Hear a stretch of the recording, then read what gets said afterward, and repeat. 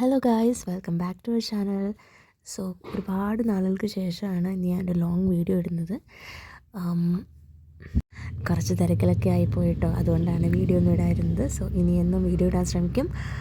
അപ്പോൾ നമ്മുടെ വീട്ടിൽ പാലപ്പം ഉണ്ടാക്കുന്ന എനിക്ക് ഭയങ്കര ഇഷ്ടമാണ്. ഏട്ടൻ്റെ അമ്മ ഉണ്ടാക്കുന്ന പാലപ്പം.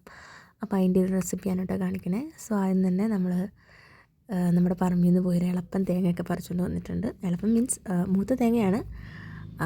പിന്നെ നമ്മൾ അരി ഒരു 4 നാഴി അരി വെള്ളത്തിലിട്ടിട്ടുണ്ട്. ഒരു 4 മണിക്കൂർ 5 മണിക്കൂറൊക്കെ കഴിഞ്ഞിട്ടാണ് നമ്മൾ അരയ്ക്കുന്നത്. അപ്പോൾ അതാ നമ്മൾ തേങ്ങയൊക്കെ പൊട്ടിച്ച് തേങ്ങാവെള്ളമൊക്കെ എടുത്ത് വെച്ചിട്ടുണ്ട്. പാച്ചിക്കുട്ടൻ അതൊക്കെ പിടിച്ചുകൊണ്ടിരിക്കുന്നുണ്ട്. അത് കഴിഞ്ഞിട്ട് നമ്മൾ അരി അരയ്ക്കുകയാണ്. നമ്മൾ പൊതുവേ രാത്രിയിലാണ് കേട്ടോ അരി അരയ്ക്കുക. ഒരു 3 മണി 4 മണിയൊക്കെ ആകുമ്പോഴത്തേനും നമ്മൾ അരി വെള്ളത്തിലിടും. എന്നിട്ട് രാത്രി ആകുമ്പോഴത്തേനും നമ്മൾ അരയ്ക്കും. 10 മണിയൊക്കെ ആകുമ്പോഴത്തേനും ആയിട്ട് അരയ്ക്കുക. അപ്പോൾ ഇതിന് അരിയൊക്കെ നന്നായിട്ട് കുതിർന്നിട്ടുണ്ടാകും. മിനിമം ഒരു 4 മണിക്കൂറെങ്കിലും നമ്മൾ വെള്ളത്തിലിടണമെന്നാണ്. അപ്പോൾ അതാ അമ്മ അരി ഇങ്ങനെ കൈകൊണ്ട് നന്നായിട്ട് ഇടഞ്ഞെടുക്കുകയാണ് കേട്ടോ. ഓക്കെ, അപ്പം നമ്മൾ അരി എടുത്തിട്ട് നമ്മളെപ്പോഴും വെള്ളം ഒഴിക്കുമ്പോൾ അരിക്ക് താഴെയായിട്ട് വേണം വെള്ളം നിൽക്കാൻ. പാലപ്പത്തിന് അരയ്ക്കുമ്പോൾ നമ്മൾ അങ്ങനെയാണ് അരയ്ക്കേണ്ടത്. അരിക്ക് മേളിൽ നമ്മൾ വെള്ളം ഒഴിക്കുക. ഇഡ്ഡലിയും ദോശയൊക്കെ ഉണ്ടാക്കുമ്പോൾ അതിൻ്റെ മാവ് അരയ്ക്കുമ്പോഴാണ് അരിക്കൊപ്പം അല്ല അതിൻ്റെ മേളിൽ നിൽക്കുക കേട്ടോ. ഇങ്ങനെ നമ്മൾ അരിക്ക് തൊട്ട് താഴെയായിട്ട് വെള്ളം ഒഴിക്കണുള്ളൂ. എന്നിട്ടത് നന്നായിട്ട് അരയണം. അപ്പോൾ അത് അമ്മ അരി അരയ്ക്കുകയാണ് കേട്ടോ. അരി അരയ്ക്കുന്ന സമയത്ത് പാച്ചുകുട്ടൻ എവിടെയാണെങ്കിലും മിക്സി ഓൺ ചെയ്താൽ ഓടി മിക്സിയുടെ അടുത്ത് വന്ന് നിൽക്കും. അപ്പോൾ ഇതാ ഗൈസ്, നമ്മൾ ആദ്യം എടുത്ത അരി അരച്ച് വെച്ചിട്ടുണ്ട്. അപ്പോൾ അതിൻ്റെ പരുവൊക്കെ ആയോ നോക്കുകയാണേ. അത് നന്നായിട്ട് അരഞ്ഞിട്ടുണ്ടായിരുന്നു.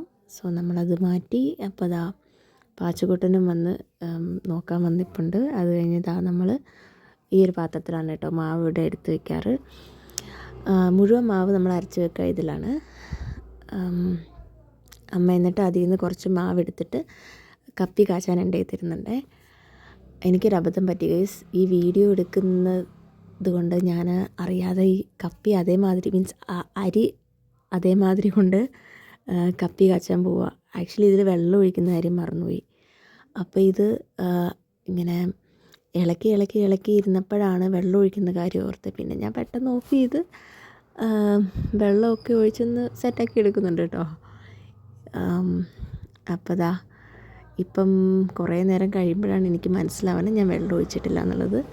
പിന്നെ ഞാൻ അപ്പം തന്നെ അത് ഓഫ് ചെയ്ത് പെട്ടെന്ന് സെറ്റാക്കി എടുക്കുന്നുണ്ടേ. ശരിക്കും ഈ കപ്പി കാച്ചി ഒഴിക്കുന്നത് അപ്പത്തിന് നല്ല ടേസ്റ്റ് കൊടുക്കുന്ന ഒരു സംഭവമാണ് കേട്ടോ. എൻ്റെ അമ്മയും അങ്ങനെ തന്നെയാണ് കേട്ടോ അപ്പം ഉണ്ടാക്കുക. എനിക്ക് 2 അമ്മമാരുടെ അപ്പം ഭയങ്കര ഇഷ്ടമാണ്. പിന്നെ നമ്മൾ ചെറിയ ജീരകം ഇടുന്നുണ്ട്. അങ്ങനെ നമ്മൾ അതും നന്നായിട്ട് അരച്ചെടുത്തു.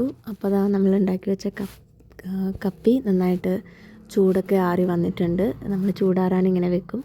ചൂടാറിക്കഴിഞ്ഞിട്ട് നമ്മൾ നേരത്തെ തിരുമ്മി വെച്ചിട്ടുള്ള തേങ്ങയും തേങ്ങാവെള്ളവും ഈ കപ്പിയും കൂടെ നമ്മൾ ഒരുമിച്ച് അരച്ച് വയ്ക്കും. ഈ കപ്പിയും തേങ്ങാവെള്ളവും തേങ്ങയും എല്ലാം കൂടെ ചേർത്തിങ്ങനെ അരച്ച് ഇതിലേക്ക് ചേർക്കുന്നത് നമ്മുടെ അപ്പം നല്ല സോഫ്റ്റായിട്ടിരിക്കാനും അപ്പത്തിന് നല്ല ടേസ്റ്റ് കിട്ടാനുമുള്ള ഒരു പ്രധാനപ്പെട്ട കാരണം ഈ ചേരുവകളാണ് കേട്ടോ. അപ്പോൾ അതും കൂടെ ചേർത്ത് ആവശ്യത്തിനുള്ള വെള്ളമൊക്കെ ഒഴിച്ചിട്ട് അമ്മ അതും കൂടി നന്നായിട്ട് അരച്ചെടുക്കുന്നുണ്ട്. അപ്പോൾ അമ്മ വെള്ളം എടുക്കാൻ പോയ സമയത്ത് നമ്മുടെ പാച്ചുക്കുട്ടൻ വന്നിട്ട് വെറുതെ എടുത്ത് നോക്കുന്നൊക്കെ ഉണ്ടേ. അത് കഴിഞ്ഞിട്ട് വീണ്ടും നമ്മളതിലേക്ക് കുറച്ച് ഈസ്റ്റ് ഇട്ടിട്ട് കപ്പിയും കൂടെ ഇട്ടിട്ട് അരയ്ക്കുകയാണ്. അതായത് ആദ്യം നമ്മൾ തേങ്ങയും തേങ്ങാവെള്ളവും കൂടെ അരയ്ക്കും. എന്നിട്ട് അതിനകത്തേക്ക് വീണ്ടും കപ്പി കാച്ചിയതും പിന്നെ നമ്മുടെ ഈസ്റ്റും കൂടെ ചേർത്ത് അരയ്ക്കും. ഈസ്റ്റും പാലപ്പത്തിൽ ഒഴിവാക്കാൻ കഴിയാത്ത ഒരു സംഭവമാണ്. എന്നിട്ട് എല്ലാം കൂടെ നന്നായിട്ട് അരച്ചെടുത്തിട്ട് നമ്മളിതാ മുഴുവൻ മാവും ഈ പാത്രത്തിലേക്ക് എടുത്ത് വെച്ചിട്ടുണ്ട്.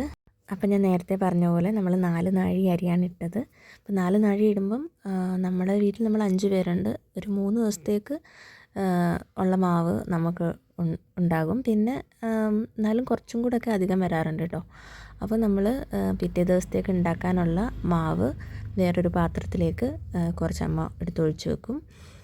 എന്നിട്ട് അത് വെളിയിൽ വെച്ചിട്ട് ബാക്കി മാവെടുത്ത് നമ്മൾ മൂടി വെച്ചിട്ട് ഫ്രിഡ്ജിൽ കയറ്റി വെക്കുകയാണ് ചെയ്യാറ്.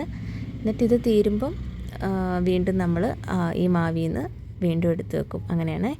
അപ്പോൾ ഈ മാവ് നമ്മൾ നാളെ പിറ്റേ ദിവസത്തേക്ക് ഉണ്ടാക്കാൻ വേണ്ടി എടുത്ത് വെക്കുന്ന മാവ് അവിടെ അങ്ങനെ ഒരു ഓവർനൈറ്റ് വെച്ചിരിക്കും. പിറ്റേന്ന് രാവിലെ അത് നോക്കുമ്പോഴേക്കും നന്നായിട്ട് പൊങ്ങി വന്നിട്ടുണ്ടാവും. അപ്പോൾ ഇനി നമുക്ക് പ്രത്യേകിച്ച് പരിപാടിയൊന്നുമില്ല. ഇനി പാലപ്പച്ചട്ടി വെക്കുക, കുറച്ച് മാവ് ഒഴിച്ച് അതിങ്ങനെ വട്ടത്തിൽ ചുറ്റിച്ച് ഓരോരോ അപ്പമായിട്ട് ഉണ്ടാക്കിയെടുക്കുക. അത് ഞാനാണ് കേട്ടോ ചെയ്യാറ് എന്നും. എനിക്ക് ഭയങ്കര ഇഷ്ടമാണ് അങ്ങനെ പാലപ്പച്ചട്ടിയിൽ ഇങ്ങനെ അപ്പമൊക്കെ ഉണ്ടാക്കാൻ, ദോശ ഉണ്ടാക്കാനൊക്കെ എനിക്ക് ഭയങ്കര ഇഷ്ടമാണ്. ബ്രേക്ക്ഫാസ്റ്റ് കാര്യങ്ങളൊക്കെ മിക്കപ്പോഴും ഞാൻ തന്നെയാണ് ഡീൽ ചെയ്യാറ്. അമ്മയ്ക്ക് വേറെ കുറച്ച് പരിപാടികളൊക്കെ ഉണ്ട്, അതൊക്കെ കഴിഞ്ഞ് അമ്മ വരുമ്പോഴേക്കും ബ്രേക്ക്ഫാസ്റ്റൊക്കെ ഞാൻ ഉണ്ടാക്കി വെച്ചിട്ടുണ്ടാവും. അങ്ങനെ ഗൈസ് നമ്മൾ അപ്പം എല്ലാം ഉണ്ടാക്കി ഓരോന്നായിട്ട് ചുട്ടെടുത്തിട്ടുണ്ട്. അപ്പോൾ എല്ലാവർക്കും ഉള്ള അപ്പമൊക്കെ ഉണ്ടാക്കി വെച്ചു. പിന്നെ നമ്മൾ രാവിലെ മുട്ടക്കറി ആയിരുന്നു, അതൊക്കെ കൂട്ടി എല്ലാവരും കഴിച്ചു. സോ ഗൈസ്, ഇത്രയേ ഉള്ളൂ നമ്മുടെ വീഡിയോ. നമ്മുടെ വീഡിയോ ഇഷ്ടപ്പെട്ട എല്ലാവരും ഒന്ന് ചാനൽ സബ്സ്ക്രൈബ് ചെയ്യണം. Okay, by.